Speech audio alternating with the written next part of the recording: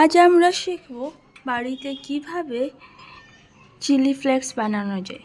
প্রথমে এরকম শুকনো লঙ্কা নিয়ে তার ডাঁটাগুলো এরকমভাবে ছাড়িয়ে নিন।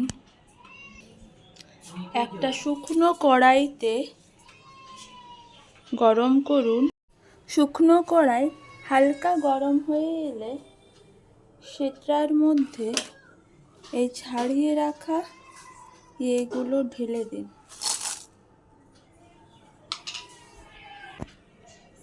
আঁচের গরমের সঙ্গে সঙ্গে দেখবেন এইগুলো কুরকুরের মতো হতে শুরু করেছে। এরপর যেই দেখবেন এটা গন্ধ ছাড়তে শুরু হয়েছে, বন্ধ করে দেবেন গ্যাসটা। গরম থাকলে একটু ঠান্ডা হতে দেবেন।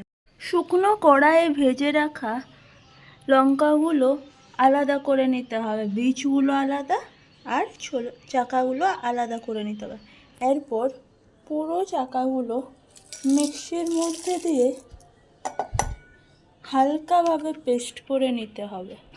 পেস্টটা ঠিক এরকমভাবে করবেন যাতে এটা খুব বেশি মিহি না হয়ে যায়। তারপর দুটোকে মিলিয়ে দিবেন। ব্যাস, আমাদের বাড়িতেই চিলি ফ্লেক্স রেডি।